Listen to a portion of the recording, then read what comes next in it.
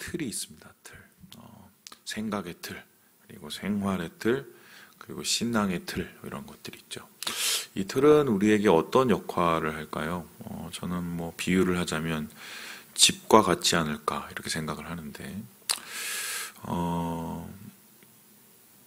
제가 처음 결혼하고 나서 미국에 갔었을 때, 저희가 이제 머물렀던 그 집이 2층이었는데요.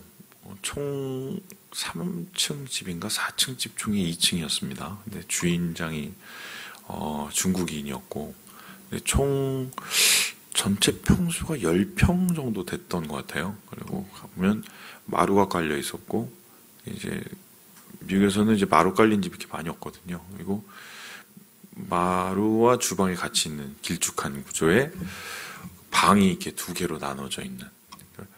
그러니까 원칙적으로 따지면 이제 원베드룸, 그러니까 방이 하나에 거실이 하나인 집인데 방을 두 개로 쪼개놓은 좀 특이한 구조였습니다. 근데 어쨌든 거기서 뭐 신혼 때라 별로 큰 집이 필요하지 않았어요. 뭐 가깝게 지내니까. 그래서 지냈는데 한 달에 방세가 얼마였냐면 1,300불 정도 됐습니다.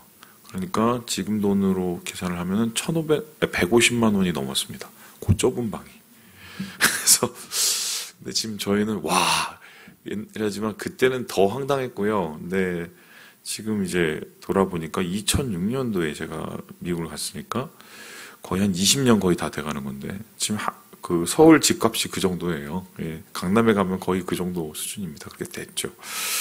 근데 어쨌든 좁았는데 처음에는 좁은 거 모르고 참 잘 살았습니다. 그러다가 요셉이가 이제 툭 하고 태어났어요. 요셉이 툭 하고 태어나고 애를 키우는데 이제 작은 방을 애 방으로 만들고 이제 그거보다 조금 큰 방을 이제 침실로 이렇게 만들고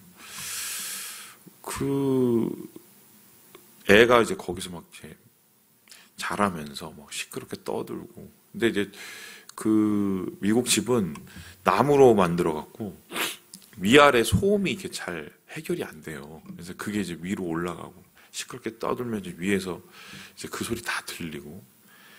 이제 그리고 문제가 생겼는데 애가 이렇게 움직이기 시작하면서 이게 좁은 거죠. 이렇게 막 유모차 같은 거 타는데. 그리고 그 집에 가장 치명적인 게 미국은 쥐가 있습니다. 집에 바퀴벌레나 쥐가 있어요. 바퀴벌레를 어느 정도로 생각하시면 되냐면 이만합니다. 이만해요. 이만해요. 바퀴벌레 진짜 날라다녀요 거기다. 그래서 근데 그 집은 다행히 바퀴벌레는 이제 없었었는데 쥐가 있었습니다. 쥐가 얼마냈냐? 바퀴벌레는 이만한데 쥐는 요만했습니다. 이 조그만한 쥐, 흰색 쥐가 어떻게 틈을 기어다니는지 모르겠는데 흰색 쥐가 한 2마리, 3마리씩 이제 다녔어요. 맨 처음에 저희 아내가 굉장히 막 소스라치게 놀라다가 이제 나중에 되니까 그냥 맞구나. 근데 애가 이게 자라니까 도저히 거기에 있으면 안 되는 상황이 온 거예요. 더구나 이제 애가 이제 움직임이 이제 있어지니까. 그래서 이 거실에 있었던 소파도 빼고 다 뺐어요. 애를 위해서. 그래도 이제 좁은 겁니다. 그래서 이걸 어떡하나 하고 있는 그 상황에 저희가 어쨌든 한국으로 오게 되고, 한국에서 이제 의정부에 있는 한 교회에 소속이 돼서 이제 그쪽에서 이제 아파트에 들어가서 살게 됐죠. 그러면서 이제 애가 크게 된 건데, 아마 그 집에 계속 살지는 못했을 것 같아요. 그 집에 계속 살았으면 애가 점점 크고 감당이 안 됐을 것 같고, 또 이제 예지까지 만일에 태어났다. 그 좁은 집에 불편하게 물론 살 수는 있겠지만 살아내기가 참 감당이 안 됐을 것이다. 그러면 어떡합니까?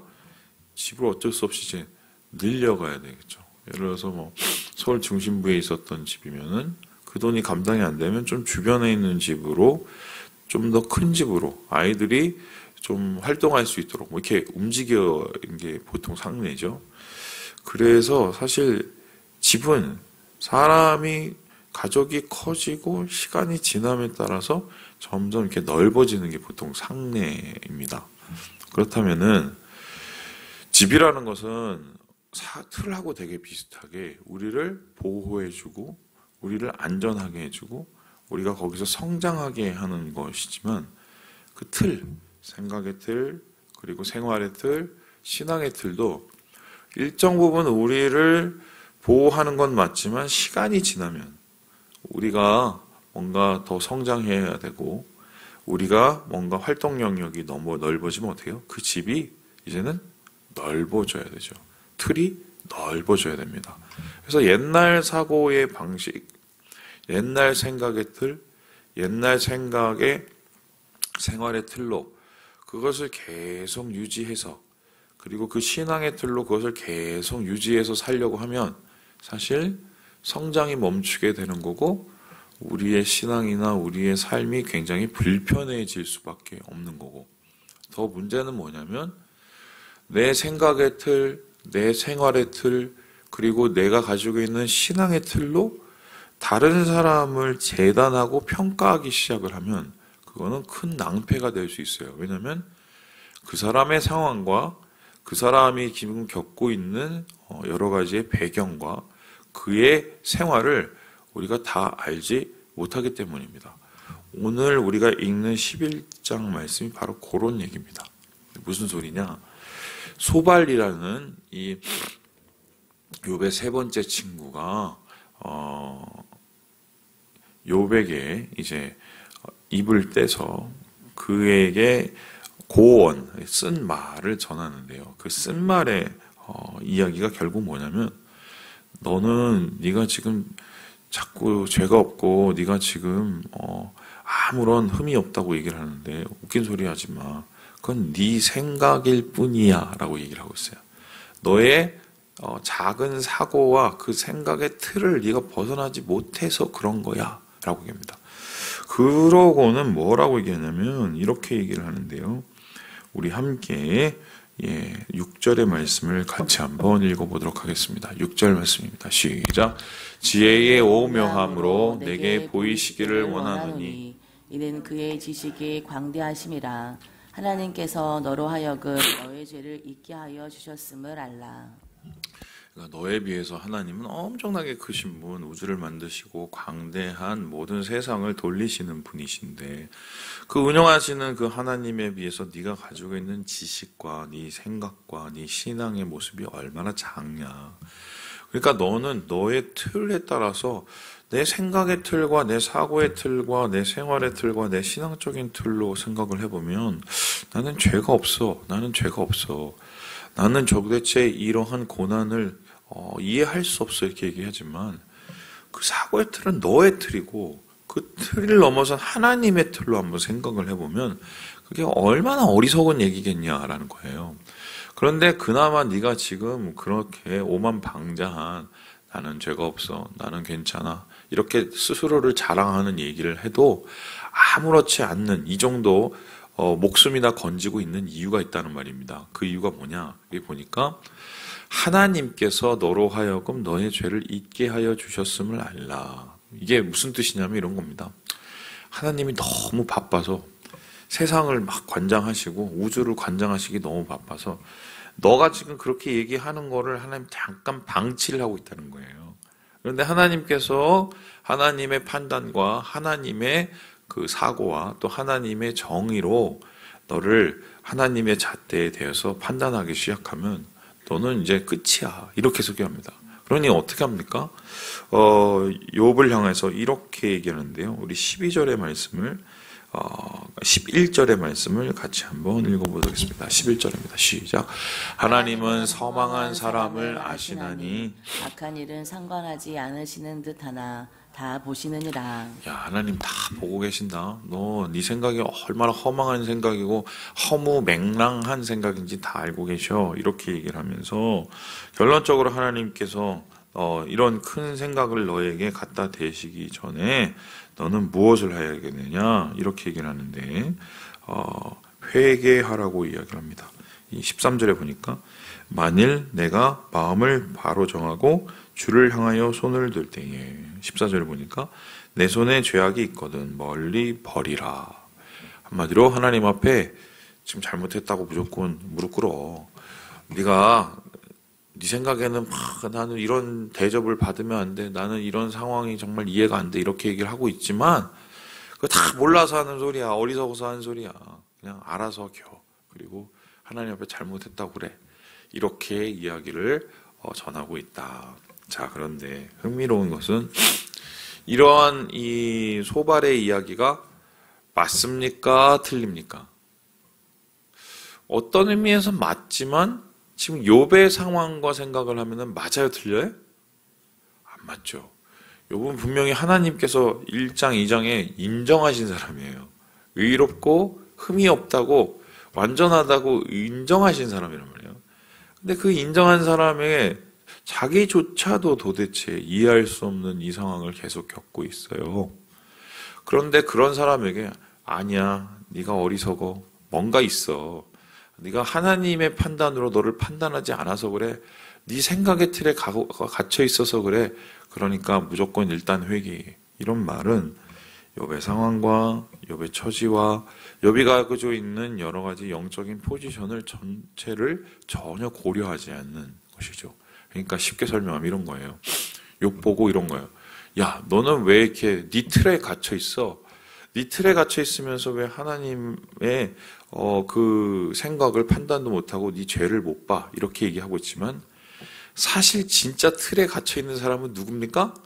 소발인 거예요. 소발이 자기의 생각의 틀과 자기의 신앙의 틀과 그 전까지 자기가 가지고 있던 전통과 사고의 틀을 벗어나지 못하고 그 좁은 렌즈를 통해서 누구를 판단하고 있습니까? 욥을 판단하고 재단하고 있다는 거죠. 그러니까 자기의 말에 자기가 스스로 당하고 있는 거예요. 근데 이러한 이 소발의 어리석은 모습을 우리가 바라보면서 참 웃음이 나지만 반면에 생각을 해보면 사실 우리도 똑같은 상황을 겪을 수가 있겠다. 이런 거죠. 누구에 대해서는 얘기를 잘 합니다. 야, 넌 이렇고 저렇고 저렇고 이렇고. 그리고 누구에 대해서는 잘 판단을 합니다. 너는 좁고 너는 어리석고. 결국 그 얘기가 자기를 향해서 돌아오는 이야기일 수가 있겠다. 그래서요, 우리는 사고의 틀과 생각의 틀을 되도록이면 고정되고 되도록이면 굉장히 뭐랄까요, 이 성장을 멈추는 고정적이 되지 않도록 좀 유연해져야 돼요. 유연해져야 돼요. 그런데 여러분 아시겠지만 이게 나이가 들면 사람이 좀 유연해지는 게 아니라 굉장히 그렇게 돼요. 그렇게 돼요. 그리고 자기가 살아왔던 인생 속에 지혜도 얻게 되지만 자기가 살아왔던 인생 속에 파묻혀 버리는 경우가 많이 있습니다. 그래서 뭐 이게 죄송한 얘기예요. 그 실버 분들에 대해서 제가 뭐라고 하는 얘기가 아니라 이게 뭐 대체적인 얘기니까 그냥 내가 지금 나이가 들고 있다 이렇게 생각하면 뭐라고 생각하시면 되냐면 나는 점점 완고해지는구나 이렇게 생각하면 됩니다. 예. 그래서 모든 상황 속에서 내가 굉장히 완고하게 지금 되어 가는구나 요렇게 생각을 하셔야 그나마 우리의 생각이 조금 더 유연해질 수 있어요. 이렇게 되면 어떻게 됩니까? 누구에 대해서 얘기하고 누구에 대해서 평가하기 전에 먼저 한 번 더 생각해 봅니다. 뭘 생각해 볼까요? 이게 진짜 맞는 얘기인가? 이 친구한테 이게 진짜 옳은 얘기인가? 이 친구에게 정말 이게 적용할 수 있는 이야기인가? 제가 한번 예를 들어볼게요. 제가 이제 월요일이죠. 어제 우연하게 이제 그 넷플릭스인가요? 거기서 이제 화제의 드라마가 있다고 그래서 또 드라마를 한번 이제 보자 그래갖고 이제 켜봤습니다. 이제 그게 뭐냐면 이제 정신병동 얘기예요. 그래서 그게 저한테 도움이 될 것 같아서 이제 맨 처음에 보다가 그거를 결국 다 보게 됐어요.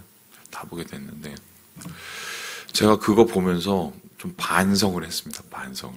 무슨 소리냐면 이제 거기에 조현병 환자에 대한 이야기가 나와요. 한 이제 간호사분 동생이 조현병인데, 그리고 이제 그 병동에 이제 조현병 환자들이 있어서 이제 그분들에 대한 이제 스토리, 그분들에 대한 또 여러 가지 이제 에피소드가 나오는데, 저도 뭐 목회를 하면서 그런 분들을 한두 분 이상은 겪어봤어요. 이제 그때 제가 어떻게 생각을 했냐면, 그냥 말도 안 되는 얘기를 해요. 진짜 말도 안 되는 얘기를. 진짜 이게 뭐 환상 속에 살아고 가시고, 조현병이라는 게 다른 게 아니라 옛날에 이제 정신분열이라고 알려졌잖아요. 그게 조현병인데, 환청, 환시 뭐 이런 걸 보죠. 그래서 이분들의 특징은 현실하고 지금 내가 듣고 보이는 환청, 환시가 구별이 안 돼요. 그거를 구별할 수 있으면 좀 이렇게 회복이 되고 있는 거고, 그게 구별이 안 되면 병이 깊어지는 거거든요. 제가 근데 이때까지 이제 어떻게 했냐면은, 그런 분들한테 붙잡아 놓고, 이제 너무 심하면 데려다 놓고, 뭐가 들려요? 물어봅니다. 뭐가 보여요? 그래서 물어봅니다. 그거는 현실이 아니에요. 자, 지금 현실은 나하고 지금 얘기하는 게 이게 현실이고, 막 이런 걸 얘기를 해줬거든요. 근데 신기하게도 그렇게 얘기를 하면은, 반응이 다 안 좋았어요. 화를 내시거나, 그래서 아니, 이거 왜 그럴까? 아니, 이분이 현실하고 이거를 구별을 못하네 해서 막 그렇게 반응이 안 좋았어요. 근데 제가 어제 그 드라마를 보면서 배운 것 중에 하나가, 이 조현병이 있으신 분들, 환청, 환시를 보시는 분들은 그 사람이 듣거나 보는 환청, 환시에 대해서 긍정도 부정도 하면 안 된대요. 부정을 하면은 분노가 폭발을 하고, 긍정을 하면은 더 굉장히 복잡해진다는 거예요. 그래서 그런 분들을 대처하는 방법은 뭐냐면, 이 사람이 어떤 얘기를 하건, 이 사람이 어떤 상상에 젖어 있건, 그냥 나는 내 얘기를 하고 그 사람하고의 관계를 그냥 꾸준히 해 나가면 언젠가 안정적으로 좀 이렇게 약물 치료로 다스리건 아니면은 신경이 돌아왔었을 때 이게 점점 대화가 되기 시작한다고 그 드라마 보니까 그렇게 나오더라고요. 그래서 제가 거기에 꽂혀서 이제 인터넷을 다 뒤져보고 사례를 뒤져보고 했더니 그 말이 틀린 게 아니더라고요. 몰랐던 거예요. 제 생각만 한 거죠. 우리도 이제 삶 속에서 살다 보면 허무맹랑함에 빠질 때가 있는데 현실을 직시하는 게 되게 중요하잖아요. 그게 안 되니까 병자거든요. 근데 그런 사람한테 현실을 직시해라. 그런 사람한테 너 그거 듣는 거 진짜가 아니다. 이렇게 얘기한다고 그냥 안 되거든요. 제가 어제 그걸 보면서도 야, 내가 참 잘못했다는 생각을 고세에 또 사람이 이래요. 자꾸 자기 틀에 누군가를 맞추고 자기 생각에 누군가를 자꾸 재단하는 이게 우리의 인생일 수 있다. 그래서 좀 기본적으로 우리가 좀 유연한 생각에 하기 위해선 한 번만 더 생각을 하는 게 더 좋을 것 같아요. 무슨 말을 할 때, 또 어떠한 것을 할 때 한 번만 더 그 사람에 대한 생각, 그리고 우리에 대한 생각, 그 생각을 하게 되면 좀 더 평안해지지 않을까. 마지막으로 말씀드리면 우리 예수님도 모든 사람을 다 보면서 죄를 지적하고 너는 이렇고 저렇고 이렇게 얘기하지 않았습니다. 먼저 그 사람을 보시고라고 얘기해요. 그 사람을 보시고 말씀을 전하셨어요. 그 본다는 것은 영혼을 보시고 마음을 공감하시는 그 관계.